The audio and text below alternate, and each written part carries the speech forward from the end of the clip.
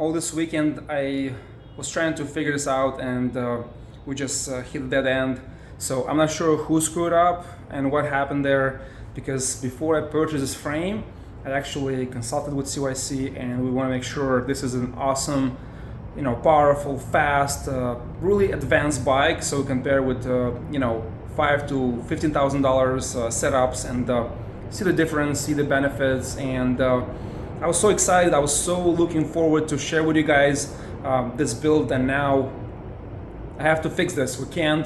I have to put a pause on this build, and let me show you guys what's going on here. So the frame alone was like $2,000 plus. It's a beautiful frame, and it's so light. Like, it weighs almost nothing. Entire thing is carbon fiber, even the seat post, and I have to order a drop seat post to replace there, right? And even the handlebars, everything here is carbon fiber. Good fork, good rear shock here, and yeah, the frame is beautiful. Let me actually tilt it down so it doesn't fall. And this is the problem here, guys. So the motor, I think I mentioned in the unboxing, 1200 watts. So here, if you look, it doesn't reach the axle. It's not good for this frame. So it wants to connect somewhere here. It doesn't reach all the way to this bottom bracket, and there's no way to add an adapter. There's nothing that you can do for this frame. It's just not going to work with this frame. And I'm just like so frustrated, because I supposed to put this together over the weekend and connect it and start testing and riding for you guys. And this is such an awesome frame, and I can't do that, and I feel so bad. So now I'm still gonna electrify this frame. I'm still gonna DIY it. So guys, this thing was like $2,000. Just that thing was like $450 or $475. So like, there's so much money that I dump in this project that I'm just like kind of like worried.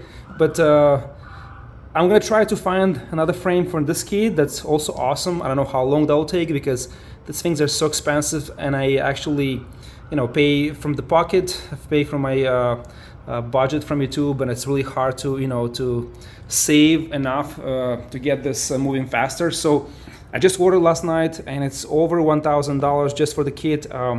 The Gen 3 Stealth X1, that one should work here perfectly, and this is between 250 up to 1200 watts. The Stealth X1, the Gen 3, it's 1500 watts, so even more power.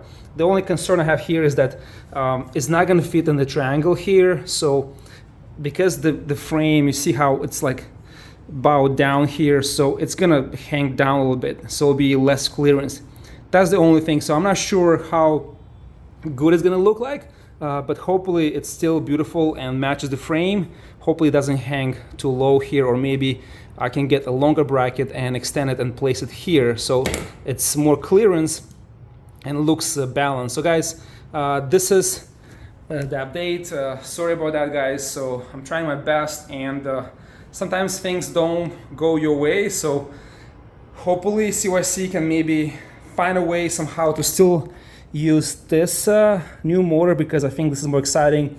It has better technology, it's more polished, and I think suited better this frame. But we'll see. Hopefully they can help me still bring this project to life and do proper follow-up for you guys. In the meantime, I have the Big Strix mid-drive coming review for you guys this week, so I'm gonna start testing from right after this video. I'll start testing that bike. The Big Strix mid-drive, I think it's an awesome comparison to other bikes in that class that I tested, and I think it's an awesome bike for the price. It has good features, so we'll test and see if that's there and if it's really a good deal. And this just showed up last night. This is the Vitelan bike, very similar to Polarnut, that I really like, and I recommend that bike.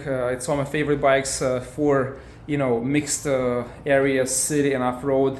Has very good specs and a very good price, and I like that frame specifically. So this is the same frame But I'm curious to see what are the settings and how that bike will perform compared to Polar. Nothing negative or positive. I just want to see how they are. I don't want to, like, you know, trash or say this is good or bad. I'm just curious because there's so many different brands under the same frame. But I hope there's different settings. There's something interesting. There's something cool, so we can compare and choose what's the best for you, or even like for me, what's the best bike to own and to ride. So guys, stay tuned for that. Sorry again for the delay, for these issues, and we'll try to make that work.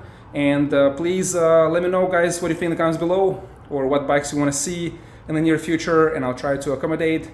Thank you so much for watching, and I'll see you very, very soon.